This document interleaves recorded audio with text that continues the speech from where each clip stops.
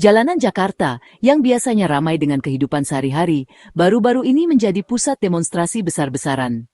Dampaknya sangat memprihatinkan. 19 orang terluka, mahasiswa, pekerja, pedagang, dan personel keamanan. Ini bukan sekadar angka, ini adalah kehidupan yang terganggu, keluarga yang cemas, dan kota yang terguncang. Cedera bervariasi dari ringan hingga parah, dengan ambulans yang bergerak di tengah kekacauan menunjukkan kerapuhan perdamaian. Selain luka fisik, dampak psikologis juga terasa, membuat warga merasa tidak nyaman dan cemas. Kota ini sekarang menghadapi pertanyaan sulit, bagaimana protes demokratis bisa berubah menjadi kekerasan seperti itu. Tragedi ini adalah peringatan bagi semua, pengunjuk rasa, penyelenggara, dan pihak berwenang, untuk memprioritaskan keselamatan dan deeskalasi. Jakarta kini harus pulih, belajar dari babak menyakitkan ini untuk mencegah kerugian di masa depan. Sebagai tanggapan, Gubernur Pramono Anung mengumumkan bahwa pemerintah Jakarta akan menanggung semua biaya medis untuk 15 korban. Langkah tegas ini memastikan tidak ada yang ditolak perawatannya karena kesulitan keuangan. Dengan menghilangkan beban ini, pemerintah memungkinkan keluarga untuk fokus pada pemulihan, bukan tagihan. Rumah sakit dan layanan darurat bergerak cepat, memberikan perawatan mendesak di seluruh kota. Tindakan kasih sayang ini lebih dari sekadar kebijakan. Ini adalah langkah menuju pembangunan kembali kepercayaan antara warga dan pihak berwenang. Di masa perpecahan, ini adalah pengingat bahwa kesejahteraan setiap warga sangat penting.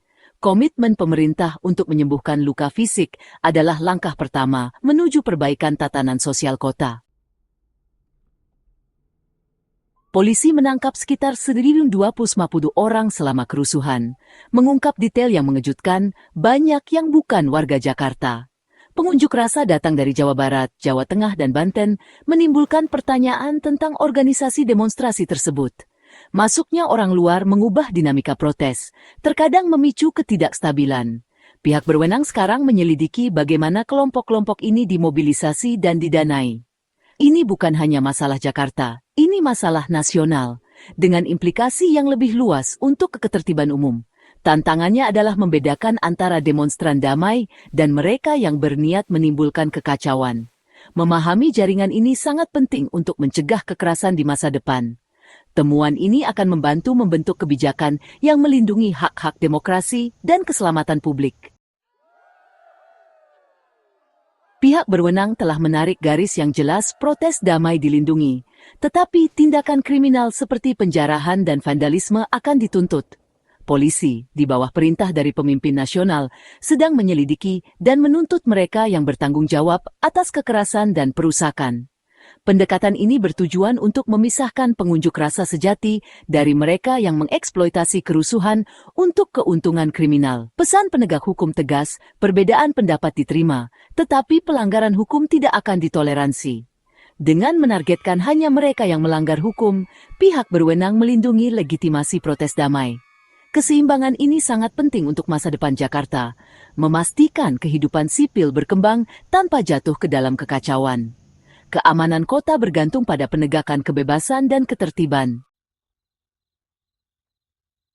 Saat Jakarta pulih, seruan untuk perdamaian bersifat universal. Pejabat dan warga sama-sama menekankan bahwa tindakan polisi menargetkan perusuh, bukan demonstran damai. Hak untuk protes tetap fundamental, tetapi harus dilaksanakan secara bertanggung jawab. Gejolak baru-baru ini adalah pelajaran pahit, kekerasan menenggelamkan suara-suara yang sah, dan merusak semangat kota. Membangun kembali berarti lebih dari sekadar memperbaiki bangunan. Ini tentang memulihkan kepercayaan dan persatuan. Setiap orang memiliki peran, warga harus menolak provokasi, pemimpin harus mendorong dialog, dan pihak berwenang harus bertindak adil. Masa depan Jakarta bergantung pada pembelajaran dari krisis ini dan menegaskan kembali komitmennya terhadap demokrasi. Bersama-sama, kota ini dapat menjadi model keterlibatan sipil yang damai dan kemajuan bersama.